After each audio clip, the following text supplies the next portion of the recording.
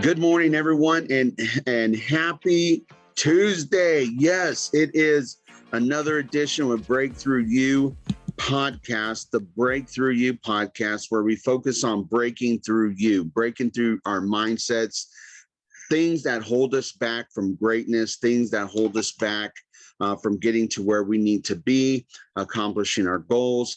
Ashley, every morning, I look forward on his Facebook page to seeing these videos. You know, I didn't want to work out, but I did. And I'm so glad you did. Now let's talk about life insurance. Come chat with me. Like, it's breaking through this whole mindset. I feel that the number one battle that we all go through is the mindset, the battle of the mind. I don't want to do this. And then if we continue thinking about it and pondering about it, we're not going to do it. And we just gotta do it. And to transition to that, I'm so excited, especially with entrepreneurs, small business owners, faith-based and community leaders that get out there. A lot of times as a business owner or as an entrepreneur, you don't want to do it. It's like there's sometimes you just want to throw in the towel. There's times that you want to give up. There's times that it's very difficult. But what makes that success is when you push through the mindset and you push through it, because at the end of the day, you will succeed if you just keep pushing. And so I'm so excited. We are so excited to have the owner of Vehicle City Coney, Darius James, on our podcast. And this is definitely a podcast that you're going to want to listen to. We're also going to put this up on social media so you can see the video. And so without further ado, thank you so much, Darius, for accepting our invitation to come on this morning and hang out with us for a little while. So let's get right into this interview and discussion. So Vehicle City Coney, I was going through social media. That's how I do a lot of my networking through Facebook and Instagram. And what I do is I constantly look for centers of influence, business owners that are doing some really cool things that catch my eye. And what I came across is Vehicle City Coney, and I was like, man, this seems like a really, really cool business. And reaching out to you, Darius. Thank you for reaching back out to me. But I'm really eager to learn a little bit more about you, about your business, some of the challenges, successes, some of the mindsets, how you develop yourself, how do you keep yourself going? Like, what is your why? Why do you wake up every morning and do what you do? And so with that, if you could tell our audience, Darius, about who is Darius growing up, and then what was the example that was set to lead you down this road of entrepreneurship? Where was it maybe your parents were entrepreneurs, or like, how did you catch that bug?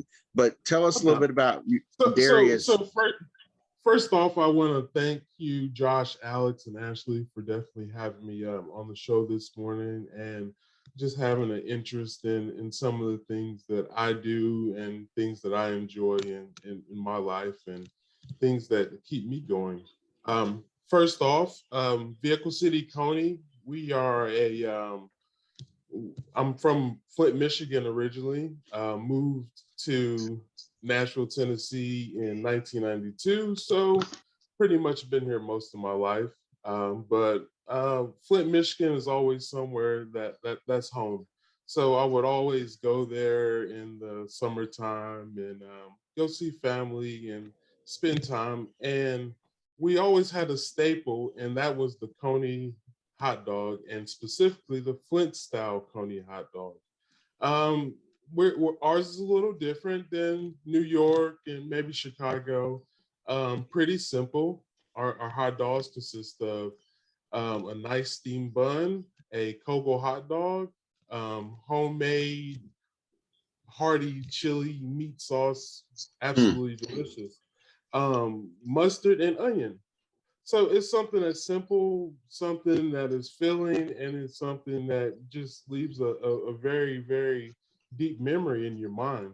So I have been in the food industry for a while. My mother and my great grandmother have both run catering businesses for years, and I grew up in the kitchen as a young man, and so those bases kind of put me on the road to explore what are the possibilities in the food industry outside of just catering. You have your brick and mortars, and then we have mobile food now. So I went to the more modern approach, which is the mobile, and we started a food truck. Me, my mother, and my business partner Ashley, and so it kind of went from there.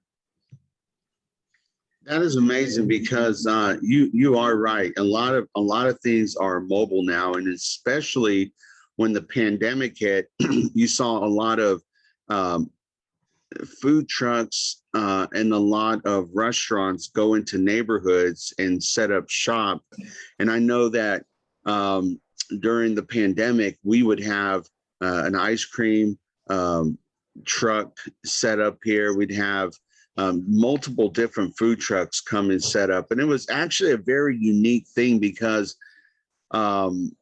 it was just different. It was like, wow, like we got like our subdivision, we got these food trucks coming in. And I know you see a lot of them like in Lenox Village. Lenox Village, they have that food truck night where just a bunch of food trucks will line up. And I just love food trucks. I mean, it's just, being Hispanic, and I don't, not just being Hispanic, but just being Hispanic, like my whole thing is like Nolensville Road. Like I love a good taco truck.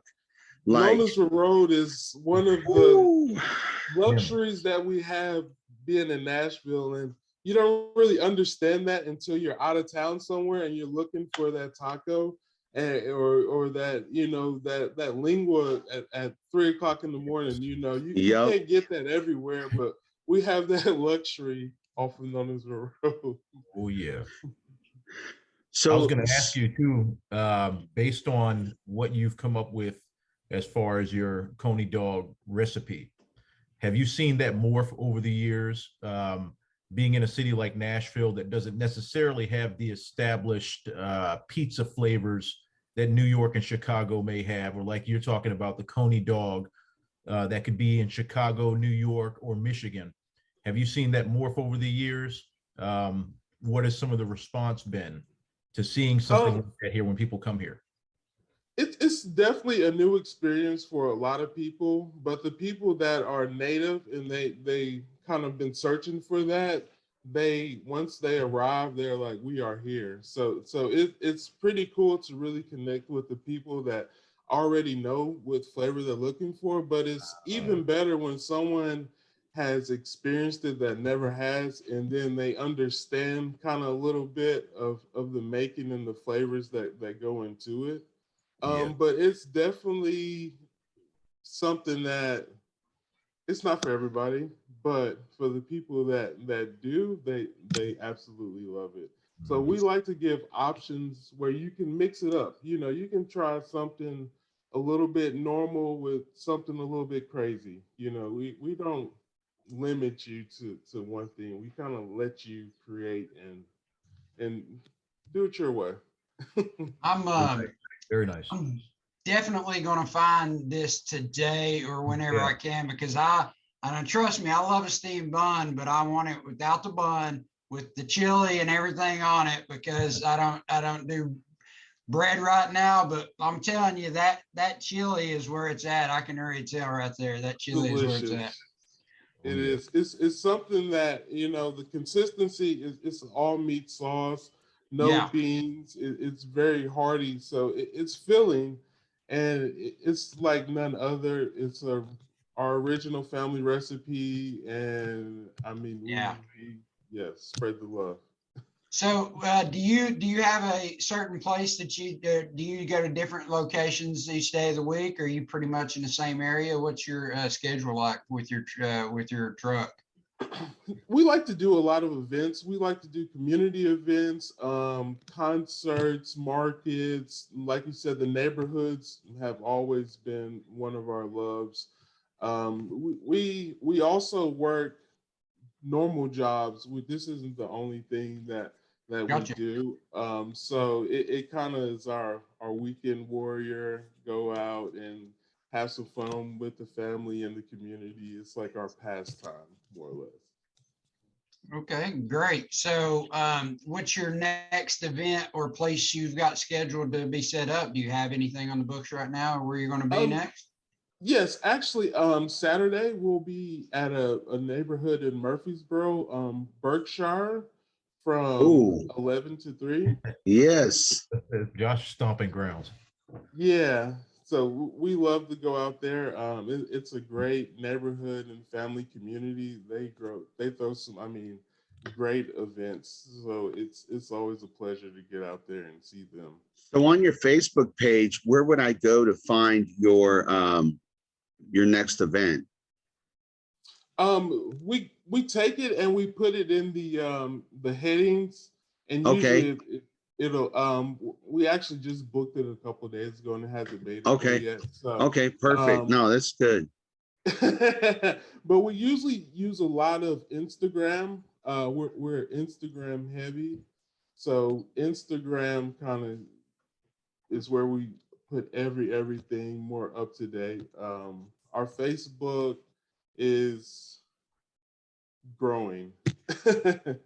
Gotcha. So Josh lives in Murfreesboro. Alex and I live in Nashville, but I'm pretty sure Alex and I will be coming to Murfreesboro Yeah. Saturday. So We'd love to have you guys. And also we like to do the downtown Diedrich Street street eats. That's on Thursdays. We definitely like to go out there, and you've got a large variety of different food trucks. So that's one of our staples there too also. You mentioned markets. Do you rove to different markets? Are there specific ones that you show up to, I guess, a little bit more consistently? The Wedge Hill markets, we go to mostly all of those, and we have some festivals at an apple orchard that's down Nonesville Road. Okay. Morning Glory Orchard. They throw some really nice events. We definitely like working with them. We've been thinking about doing more of the Nashville's farmer market Cool. to get to Yes. to kind of give the downtown people a little bit more of us. Yep. So And the we've good been thing looking about at that some. location, the good thing about that location, kind of piggybacking on what you were saying about the out of town folks coming in, that market is the one that everyone, when they come out of town, that's the one they hit, and they're from all over the world. You get everybody. Yes. And also the Music City Food Truck Park, that is a really good one. That's we a good like one. to do that Mhm. on Saturdays. I've met some amazing people from all over the world there. Awesome. It is a really good melting pot of people. It's pretty cool. Mm-hmm. the farmers market, when you can they'll let you set your trucks up on the inside of the farmyards now, right, where the sheds, and you can get in there and set up a truck. I've done a couple of events over there for my business, and those trucks will line them up in there, but I don't think anybody has nothing quite like this I've seen over there. So yeah, we did the Coney hot dog because we seen that it wasn't really it's not a variety in hot dogs, oddly, in kind of, and especially a specialty hot dog. And we also added some other things to the menu, like our OG steak sandwiches, which are our top sellers. We do a hot sausage that is also the Kogel brand, and that's a big thing. But our number one hottest item has been our Italian ice that we do. We do it all homemade, and it is something that you can't get anywhere else because it's our own family recipes once again. So it kind of sets us apart, and it gives you an experience that is none other. So is that like an ice cream? I don't want to disrespect the Italian ice. No, it is not. It's actually a water-based vegan, dairy-free product. So it's kind of like our universal product that just about anybody can have without worrying about any other issues. But the texture of it reminds you of kind of an ice cream. Is nice and soft, and then you just get that nice ice to it. Man, that looks good. That Oh, the yeah. Man. triple OG That looks triple OG. good. I like Man. that. What's on that triple OG? So the Yeah. triple OG is like the kitchen sink, basically. So we put Wow. Man, that you looks can have good. steak and chicken. We Yeah. do sweet peppers, onions, mushrooms, 3 types of cheeses, American provolone and nacho, and we put that in a very very delicious hoagie roll. So Oh, yeah, man. it when it comes together, it is great, great. That And looks then fantastic. we do our Vehicle City fries. It's just our version of chili cheese fries, and depending on where we're at, it just kind of takes the day. Mhm. Hey, Darius. So, being a small business owner, what are some of the, and you said this is, you go on weekends, and, a lot of times, especially during the pandemic, and not just during the pandemic, but many times people's hobbies had become their bread and butter, right? So because either they got laid off or something happened to where they weren't able to have their job anymore, but they had a hobby, and that hobby turned into their bread and butter. What being a business owner, what are some of the successes and challenges that you have seen that you could share with other small business owners that are starting their business? I will say some of the successes that I've seen is the people that you described as the people that turn a hobby into a business because they're actually doing something that they enjoy doing and they don't mind doing it. When you can get paid to do something that you would do for free, it kind of it changes your mood on how you look at and view your work. Now, some of the downfalls I've seen is people that do business and they kind of piggyback off of someone else's idea and try to just kind of try to work or overwork something that was never theirs to kind of to start from. So those things have been some things that people have done and that to be successful and to not be so successful. So, what would be your message to entrepreneurs that are just starting? The majority, I think the statistics say it's in a very high percentage that majority of businesses will go out of business within like the first 2 to 3 years. Maybe it's even 5 years, but I think the statistic was the first 2 to 3 years. Like in the high percentile of businesses that go out of business. And I mean, they go out of business for multiple different reasons. And what would be your message to some entrepreneurs that maybe a lot of them say, you know what, it's not worth it, I'm going to throw in the towel, or it's too hard, the process is too long, it takes a lot of work. Some people don't understand all the work it takes to grow your business, the marketing, the networking. There is a difference, and this is something that's just hit me this week, and I've been really, really thinking about it, is that there is a difference between networking and connecting. The networking piece is meeting people. The connecting piece is connecting to people, but also connecting people to people. And what would be your encouragement to those entrepreneurs that are maybe ready to throw in the towel? What would you tell them? I say always keep it fun. You have to do it when it's fun. Like once you take the fun out of it and it becomes a burden, a headache, and it starts to cause other issues, I feel that it's not worth your happiness to stay in something that you do not enjoy. But I do say to work through it, and The most important part is the people that you endure these challenges with. You have to pick people that are definitely on the same path as you and have the same kind of drive and hunger. Because if not, you need someone to pick you up some days when you're down and you're like, man, I'm just ready to throw in the towel.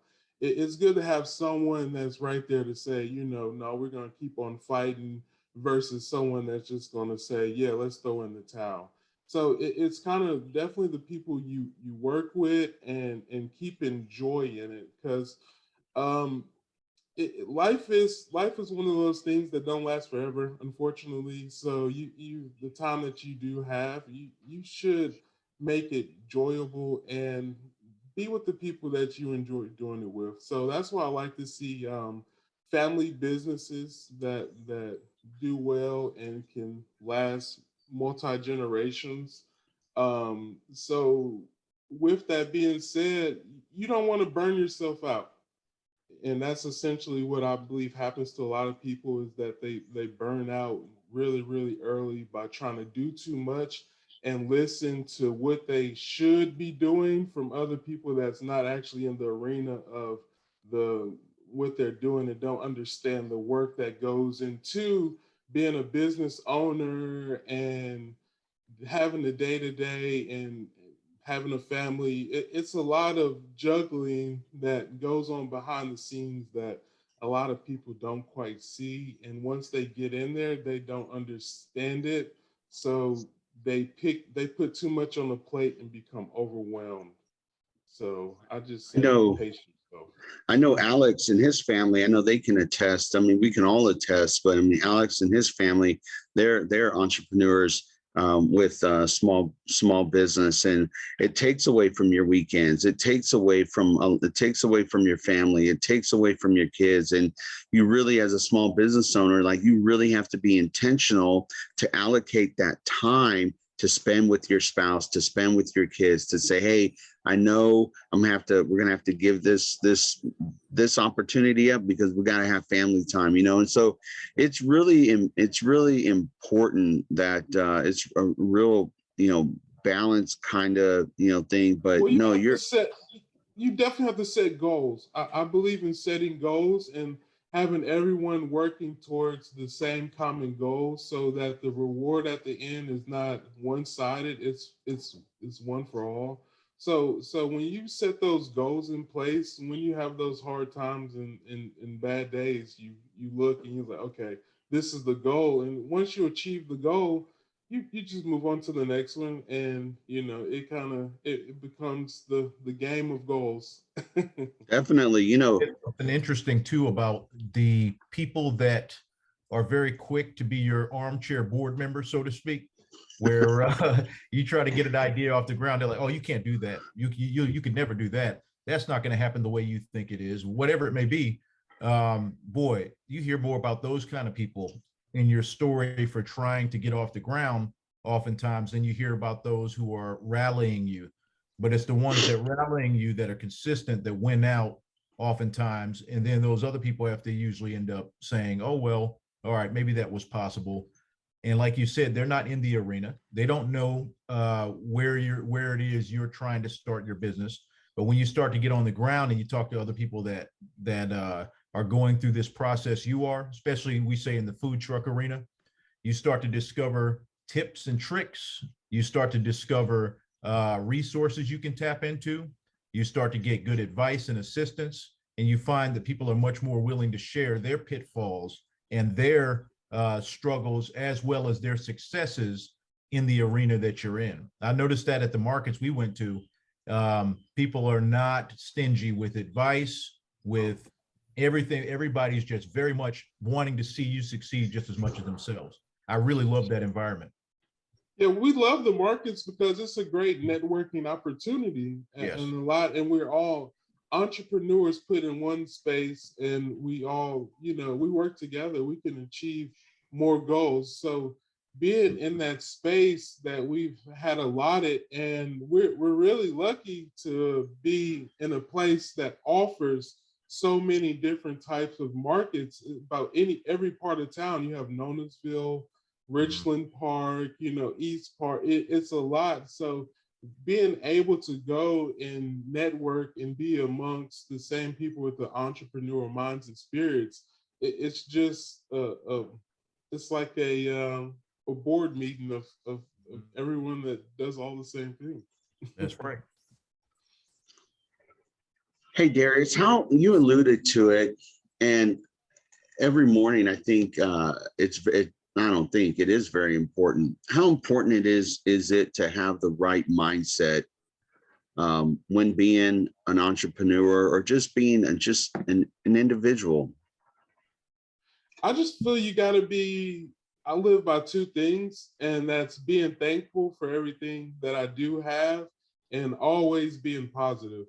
I think with those two mindsets, there can get you through anything because it always could be worse, and you just look at the brighter side of things. If you look at the darker side of things, that's kind of where you'll be at. It'll kind of suck you into that black hole versus looking for the sunshine and the happiness. So I always say just being positive. You're Definitely. absolutely right. I always say, it could be better, it could be worse. So it's just every day above ground is a great day. I could be pushing up daisies, but I'm not. So I get the right mindset. It's something because Alex and Ashley and I and our board for the nonprofit we serve, Break Thru Nashville. And I want you to speak about this a little bit, Darius, is how important is it to have the right people around you? Because you can't do everything on your own. Like you, as a small business owner, I see working in the financial industry and being a bank manager in Cool Springs, I see businesses all the time. They come in and open up an account. And then you see businesses that go out of business, and you see, I believe like a business owner is good at what they do, right? If they sell, they're going to sell their product. Get them in front of somebody and they will sell their product. But then they need somebody around them that's going to be able to be like, you know what? Let's have someone that can fill in the gap with my areas of opportunity. And you get people around you that are going to uplift you, encourage you, strengthen you, but also going to tell you the facts and tell you, and you need the right type of people around you to help yourself grow, help your business grow. And tell me a little bit about that. Like, how do you choose the right type of people to have in your corner that are going to help you, help your business, keep you on track, keep you in the right mindset? How does that happen? Because that's very important. It is. It's very important. And most of the people, it's not a lot of people that you have that can actually give you the feedback that you look for, because often people, they feel that they don't want to hurt your feelings with the feedback, but you always need honest feedback to actually grow and be better. It's more of constructive feedback. Some people give what we call like negative feedback, and it's just kind of, they just breaking you down. They're not telling you any solutions to make it better, versus kind of critical analysis, which will give you some things like, hey, you could do this better or try this. And I've always been a person that's not afraid to try things. So trying different things, you can do it once, it might work, it might not. But I say don't let a person throw you off of your course. Don't try to do something that someone else's, that's how they like it, because it's just not for everybody. So when you have people that will not just agree with you, but actually work through issues with you, that is the most beneficial thing. And in business, I know a lot of people that have been lied to or misled down different roads, and they make things seem very, very simple, but they leave out a lot of detail. So those factors definitely affects your turnout of your business a lot of times. I was going to ask you, with relation to your concept. So you have people saying, I'm sure you've heard this before. Well, someone could see your food truck out there and your Coney dog. What if they decide they have more money than you and they pump more money into it and they can do it better than you can? They're not you, uniquely you. And that's what makes you in your concept what it is to begin with, not you worrying about, well, what if someone comes in with a little bit more money and they can put 10 Coney trucks out there?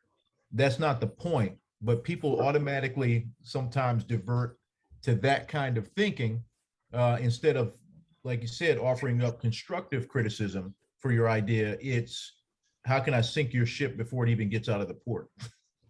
Yeah, see, I get a lot of people when I'm on the food truck and they come and ask me about, they're like, I want to do a food truck. Is there any tips that you can give? Or, and I'm very transparent. I try to give them as many shortcuts as I possibly can and just give them a true projection and forecast of what's to come. In my family, I'm kind of like the business consultant person that when people have ideas or they think that they want to do something, they kind of consult with me and kind of pick my brain and figure out what would be kind of the best course of action from my experiences. So I've always been the person to not sugarcoat it. I'm going to give you probably the worst first and then the good last. Good, yeah. But during that, I'm sure the biggest, what I see when it comes to those situations is having a way forward, right? That person can tell you, here's our challenge, but I'm going to tell you how we're going to get there. I'm going to give you my ideas how we get there. That's the difference. And just someone saying, you can't do that. No, I don't want to hear about it. It's like, yeah, we can't do it right now, but I'm going to tell you what we need to do to get there, and having those people around you. And just like Alex was saying, one of the keys that you just said it earlier to that is somebody could probably come in there and have bigger, nicer, hundreds of trucks, but guess what? They're not you and they don't have your recipes. So that's the biggest key, right? It's what makes each individual special is their recipes, right? It's also the person, a lot of time it's not you. Yeah, exactly. They're not you. Yeah, it's not always the product. Sometimes it's the person, it's the experience. It's just being treated like a person, family, being treated how you're supposed to be treated and giving you service that you deserve. Darius, spend your money. Yes.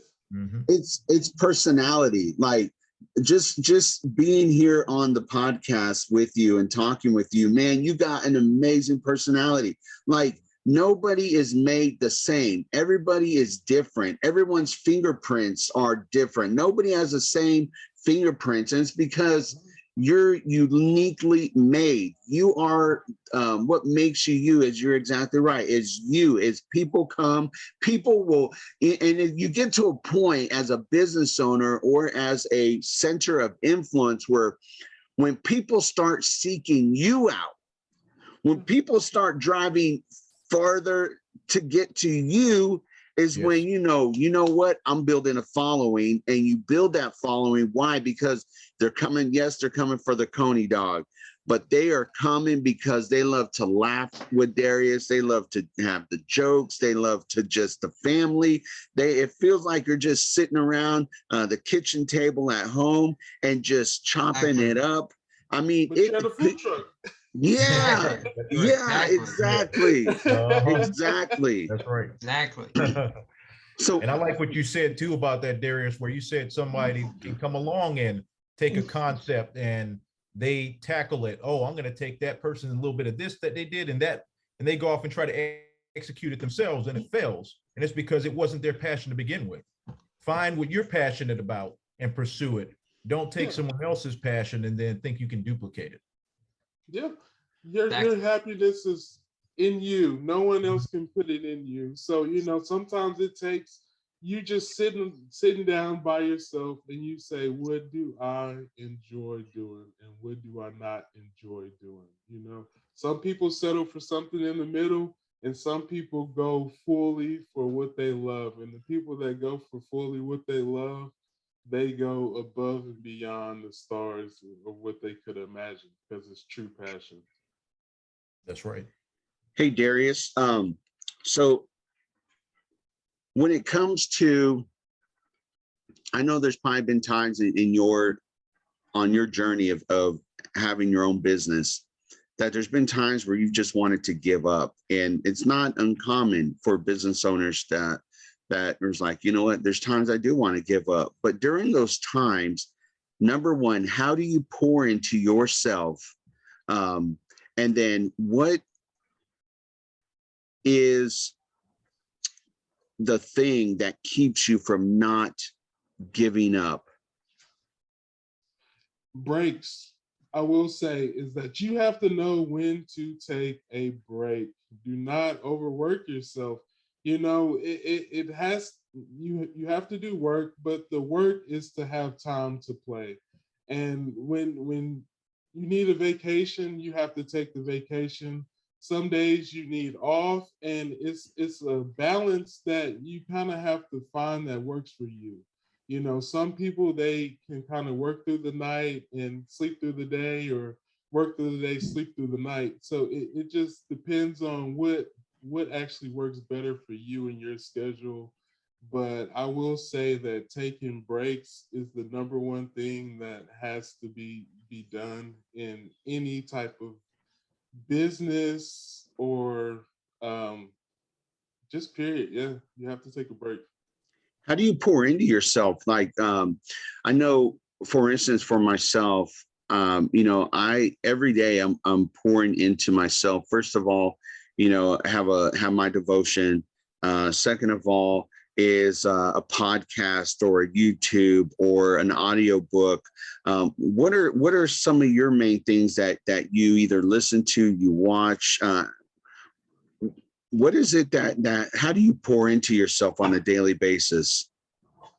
Mostly I hang around my friends and we just come up with different projects.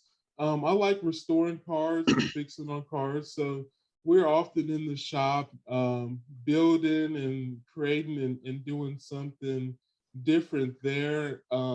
But Tell me about those conversations that you're having. So if that's how you gain your strength and you build on each other, how does that happen? because we're all learners. You know, no one's afraid to learn. And so our goal is to learn something new every day. So once, you know, we're not together every single day. So usually it might be weeks or a couple of weeks, but once we come together, we have kind of a collective of thoughts and experiences that we went through for that week or that time period. And we kind of sort through them and figure out ways to make them better, or the people that we meet along the way that have gave us some, you know, good information and advice, we pass it on, and we just keep kind of a collective of passing on knowledge back and forth and trying to become better and better, because we have to learn each and every day. That's our main goal, is to learn more and to do more. And so now I'm getting to the point where I'm definitely looking more into the nonprofit side of things and want to do more community events. And I feel like that would actually help pour into me more by being out with more people and hearing different stories and getting new experiences. We can definitely help you on the nonprofit side. Oh yeah. We've been, Alex, I mean, we don't have a lot of time, we've got about like 10 minutes, but share with Darius about the elementary school and middle schools that we're working with right now. Sure. I love that. Yeah, so we're discovering a lot about our area. I mean, you guys mentioned Nolansville Road. Antioch is right here in the backyard of that, and there's just been so much need. You don't realize until you look up and start engaging with some of these people especially the community leaders and teachers who are interacting with these children every day, that there are a lot of kids out there who need encouragement, who need influence, who need resources, who need motivation to continue pressing onward in spite of the climate, in spite of some of the things they go through. And as a result of some of our partnerships in the area, we've got to go into kind of the trenches and see where these children learn, where they live, and what those environments are like. While often very family centric, there are a lot of things that they don't have the chance to have access to that a lot of other kids do. And that's one thing we've become really passionate about, is how can we use our successes and our stories and our partners, even partners like you, to go into these places, love on these children and their families, and rally around them and create community, especially a lot of these communities that are trying to integrate and trying to become a part of the American dream, but have roadblocks and issues obtaining the resources, or their language barriers and things like that. So we've really been able to start helping the schools provide some of those resources, start having some of those conversations. Our goal is to also be able to ramp up our ability to be able to close that language barrier through interpretive services, business services, financial services. There are a lot of people in your sector that you just mentioned that they run these food trucks that are up and down the line here. And oftentimes it's just a one-off where someone started their own business to do something, but they're not tapping into the same resources you and I are and can. They're just kind of cobbling together what they can, but they don't understand the system and to be able to scale and to be able to really network. So we're wanting to close that gap as well. And that's why partnering with people like you is very important, because you got a skill, you got a perspective that a lot of these people could tap into, a lot of advice that could be given, and really encourage others along the way. Imagine if we duplicate that through all these different business models. You know what I mean? Yeah. You can really rally around people who are coming here that want to be a part of this and contribute to all the unique flavors of Nashville and beyond. So that's what we're working on now. Our youth is our future, and Yes. and the older I grow, the more that becomes my focus on them. I have kids, and I know what goes on, and I say so many things that I'm like, I can't believe this is what what it's come to, far as a lot of just kind of non-productiveness and lack of passion, and the drive factor really, really low these days. So I definitely want to spend more time in showing them, the things that can be possible, and how to have fun, and how to take a break, but also work, and really instill some of the old school morals and beliefs that I feel that aren't as prevalent in a lot of things, but it's right. just the hard work factor. And I really Hey Darius, that brings up another interesting topic. A lot of times, like growing up, I was taught the value of hard work, and I think that's my dad and my mom, they instilled that in me. And I think us as parents, we have the charge, like we are mandated, and we don't have to, but I feel like we're mandated because of the technology and all the comforts that we live in as a society. And our kids, they don't feel like they have to work, or they feel like, oh, it's too hard, I'm just going to quit. And I'm like, there's no quitters. There is no quit. Like you got to pay the price. Like you got to know what it is to work. Do you want to work at McDonald's, or do you really want to put in the time to get to where you really want to be? And so how important is it to you, and how are you instilling that work ethic into your kids, that entrepreneurial mindset? Some kids are entrepreneurial, some are not. But how are you instilling that work ethic in your kids? Well, me, I'm a classic person, so I just kind of rewind the times, and I show them what it once was before what we have now. I tell them that everything that we have now are things that I dreamed of. I dreamed about a device that I could have in my pocket, and be a computer, phone, walkie-talkie, GPS, everything. It was all nothing but a fantasy, you know. And so I tell them that they have to dream bigger because it is possible, but it's kind of separating reality from actual what can be done. So with it, you got to enjoy the process. You got to, you know, it's not the destination. Some people's like, it's the destination. For me, I feel like it's the process. If you can fall in love with the process, fall in love with the pain that comes along with that process, and the learning that you take away from the process. A lot of people see the success on one side, and they're like, I want that. But it's like, you know what? You don't want to sleep in your car. You don't want to be homeless. You don't want to eat rice and beans. You don't want to sacrifice and do what you got to do to get to where the end result. And it's like, I tell, you know, it's amazing. I feel like it's something that is missed right now in our society, especially with our youth, is that they want everything for free. It's like, well, I just want it. Culture. Yeah. People want to quit. I just want it. I'm like, you just can't, you know, employees not in times past would be like, I want a promotion. Why? Because I've been here 2 years. That don't matter. That don't just because you've been here 2 years. No, you got to put in the work. Like, it's success is spelled W-O-R-K, right, Jabri? Yep. Earn it. So let me ask you this. Yeah, Darius. Everything is on YouTube now. You know, yes, and that's the answer I get a lot of times, even in working in the auto industry. I had a lot of customers that would come and be like, I could just YouTube it and do it. And I would say, okay, you try that. And 3 hours later, they're back paying me to fix the issue. And so it's just the kind of entitlement a little bit, I feel, to a lot of things, but not having to go through the work and the hardships. They kind of look at our successes and feel that it was just kind of given to us because so much has been, we've spoiled our children so much to the finer things, because we didn't want them to kind of work as hard as we did. But I learned to give the balance of earning and financial literacy.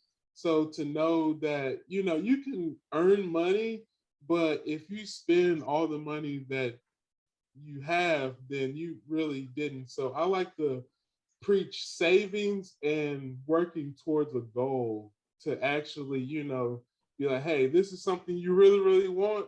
I'm not going to buy it for you. You're going to earn it. You know, we're going to figure out ways to. You're going to work the truck. You're going to work the Coney dog truck this weekend. You know, like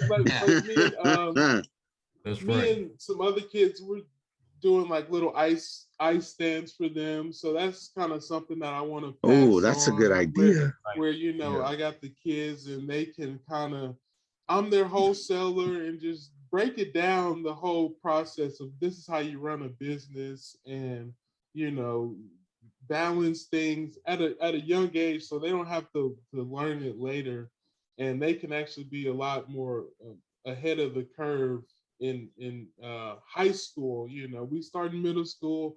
By high school, you're your own, you know, entrepreneur, and you know, moving to the next level. So Darius, where do you see Vehicle City Coney in the next 2 to 5 years?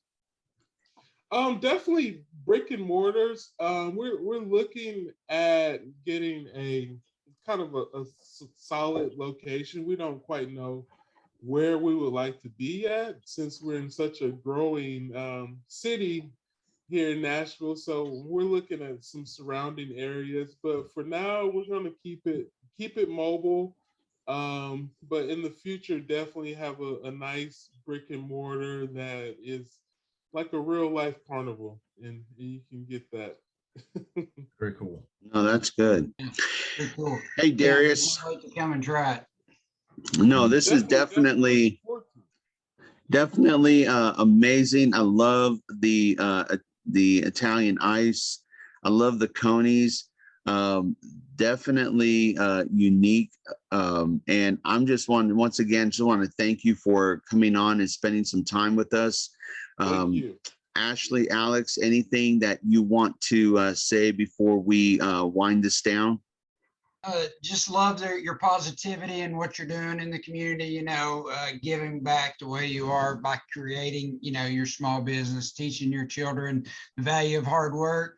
This is all things that we love, and we appreciate your efforts, and we will do what we can do to let everybody know about these counties, because I want to see them all over the place. I want to be able to spread the love. You got to spread the love. Hey, I'm from East Tennessee, and I lived 45 minutes outside of downtown Knoxville, and there was a little hot dog stand in downtown, and we would drive at 1 a.m. down there just to get those hot dogs. So I know that it's because I got to love it, and it was something similar to this. So I can't wait to have them back. I didn't know you were here, so I'm gonna be on those. I cannot wait.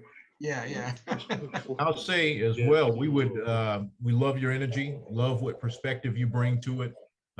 There's wisdom that comes with these trials that we go through when we're doing these businesses and going through life in general and giving back to our children and beyond. So that's something that we'd like to work with you, if you have time, to sit down and discuss how we could collaborate, especially as you pivot into the nonprofit sector as well. We'd like to have those conversations and have you partner with some of the things we're doing. Definitely. That's the goal, is community. And like I said, I'm a believer of everything happens for a reason. We're here for a reason. So, we're going to put these plans into action and definitely improve the world. We're going to make it a better place. That's right. Absolutely. I love that. I would be remiss if I don't recognize Jabri Harrison. He's joining us this morning. He's an author, public speaker. If you ever want to know how to write a book, Jabri can teach you how to write your book, tell your life story. But I'm so thankful for everyone that joined this morning. Darius, I'm so thankful that we were able to connect on Facebook and then transition for you to be on our show. Breaking through mindsets, and those mindsets what keep us back. And you definitely are breaking through the mindset. And I applaud you. I give you props. And I just thank you for the connection.